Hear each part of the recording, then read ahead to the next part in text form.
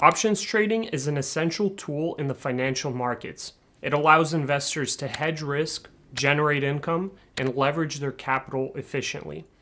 In this video, we're going to break down the fundamentals of options. We're going to focus on their structure, their uses, and the key differences between naked and covered options. So let's simplify this concept. Imagine you want to buy a concert ticket, but you're unsure if you can go. You pay a small fee to reserve the ticket at today's price.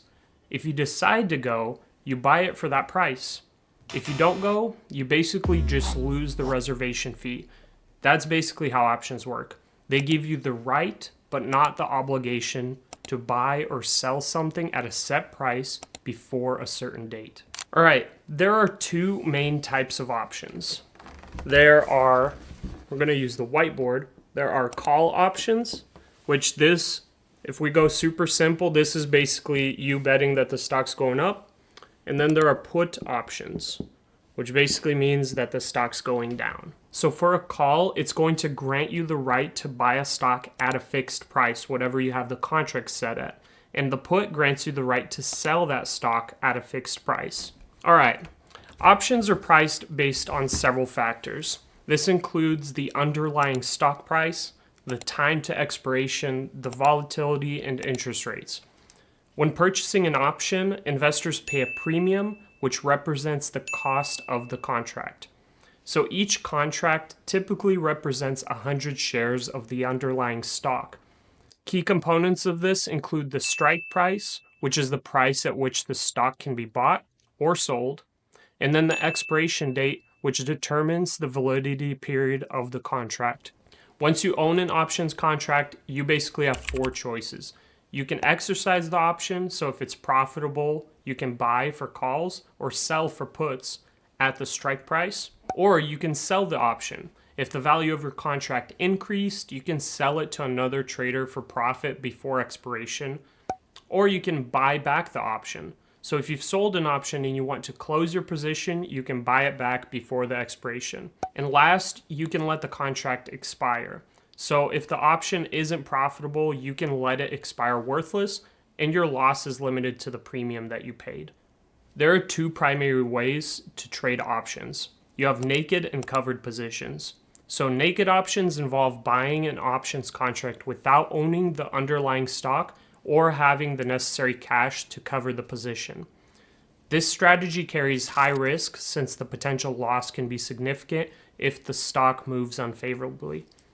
Covered options, on the other hand, involve selling an option while holding the underlying stock or sufficient cash. This strategy reduces risk and can generate income from owned shares or reserved capital. Also, if you find this video helpful, consider subscribing to the channel for more educational content, I guess, and, financial markets type stuff. Also, leave a comment down below if you have any questions about options trading so far, or just put first or hey or whatever. Helps us with the algorithm. Anyways, back to the video. To clarify the differences, let's consider 4 examples. All right, so I'm going to use this whiteboard to give you examples of this. So we're just going to say we have Microsoft. Today it's at $300, and then these are our month marks. So that's looking out into the future. So let's say for the naked call, suppose an investor buys a call option on a stock without owning the shares. So let's say right here. If the stock price rises significantly, then they could buy that stock at this lower strike price. But if the stock doesn't rise as expected, goes down or something like that, before the expiration, it'll expire worthless. If it's profitable, you can either exercise the option, buying 100 shares at this price, or you can sell it before it expires at a profit. All right, now for the covered call example, let's say the investor has 100 shares of Microsoft stock. They want to make a little bit of interest, I guess, or a little bit of premium on it. So they could technically sell maybe like a high strike price call, and they would hope that the stock maybe underperforms a little bit. If it goes anywhere under that strike price, they don't have to sell their stock. Now, let's say Microsoft has a crazy run up and it goes above that strike price, he could be super profitable up here, but since he sold a call for that premium, now he has to sell at this price. So technically he might still be in profit, but he lost out on potentially higher profit. All right, for the naked put example, let's say an investor buys a put option without owning the underlying stock. They can basically, if this goes way below, they can essentially take this option and sell it for profit if it's before the expiration date. If the stock doesn't drop or it goes up or whatever, then their option basically expires worthless. And for this one, they only lose their premium paid. So basically, if you're betting that the stock's going to drop or crash or whatever, you're able to potentially profit on this trade.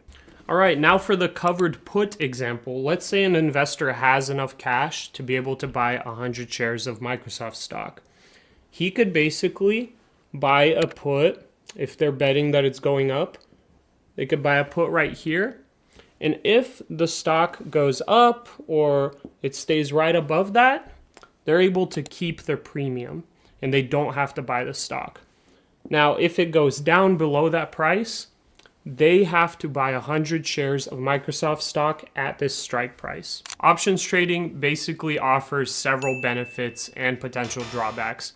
So out of its advantages, it could provide you some leverage, it can generate income for you, and it could potentially hedge some of your stocks for risk management.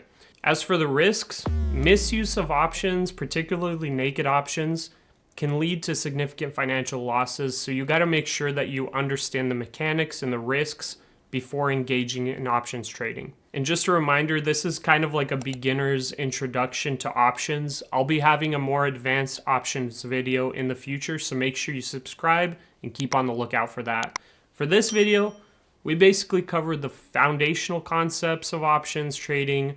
We included key terminologies, the strategies, and the risk factors. So just a little bit of an introduction so you know at least when people talk about options, you know what they're talking about. If you've made it this far in the video, I super appreciate you. Thanks for watching, and I'll see you in the next one.